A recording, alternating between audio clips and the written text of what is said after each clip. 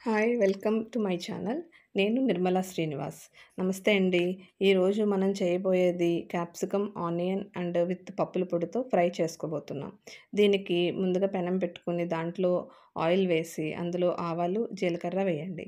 అది కొంచెం చిటపటమన్న తర్వాత ఒక ఆనియన్ స్లైసెస్‌లా కట్ చేసుకొని ఆ ఆనియన్‌ని దాంట్లో వేయండి. ఆనియన్ కూడా వేసిన తర్వాత ఆనియన్ వచ్చి మీకు బ్రౌన్ కలర్ వచ్చేంత వరకు దాన్ని వేపుతూ ఉండండి.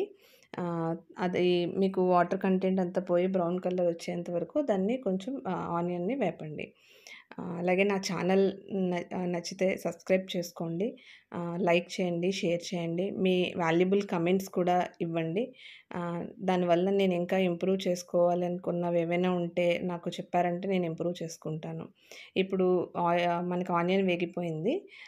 ఇందులో మనం క్యాప్సికమ్ కూడా వేసుకొని ఒక 3 క్యాప్సికమ్‌లు సరిపోతాయండి పెద్దవి. 3 క్యాప్సికమ్‌ని చిన్న చిన్న ముక్కలుగా కట్ చేసుకొని వేసి బాగా కలపండి. మూత పెడితే కొంచెం వాటర్ ఉంటుంది కాబట్టి క్యాప్సికమ్‌లో తొందరగా మగ్గుతాయి. అలాగే మీకు దాంట్లో పసుపు వేసుకొని, మీకు సరిపడా సాల్ట్ కూడా వేసుకొని, మళ్ళీ కొంచెం కలిపి, మళ్ళీ కొంచెంసేపు మూత పెట్టండి. ఎందుకంటే సాల్టులో మనం వేయడం వల్ల ఇంకా క్యాప్సికమ్‌లో ఉన్న వాటర్ మొత్తం వచ్చి బాగా మగ్గుతుంది. అది మగ్గిన తర్వాత మీకు సరిపడా కారం వేయండి. నేను ఒక స్పూన్ కారం వేశాను. మీ రుచికి తగ్గట్టు కారం వేసుకోండి.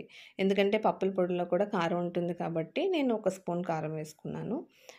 అలాగే మీరు ఇది వేసిన తర్వాత కలుపుతూ ఉండండి. లేదంటే అడుగు పట్టేస్తుంది. మీరు వేసింది కలిపిన తర్వాత ఇప్పుడు పప్పుల పొడి అన్నది 3 స్పూన్లు వేసి బాగా మిక్స్ అయ్యేంత వరకు కలపండి. ఇది మిక్స్ అయ్యేంత వరకు కలిపిన తర్వాత దీన్ని ఇంకా మనకి డిష్ అన్నది రెడీ అయిపోతుంది. ఇప్పుడు దీన్ని మనం సాంబార్ అన్నంలో తినొచ్చు. వైట్ రైస్‌లో కూడా కలుపుకొని తినొచ్చు. చాలా బావుంటుందండి.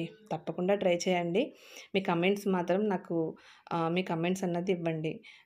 థ్యాంక్ యూ సో మచ్ అండి. ఇంతవరకు నా వీడియో చూస్తున్నందుకు, నన్ను అభిమానిస్తున్నందుకు. Thank you so much. Enjoy the dish అండి. లైక్ చేయండి, సబ్స్క్రైబ్ చేయండి, షేర్ చేయండి. Thank you so much.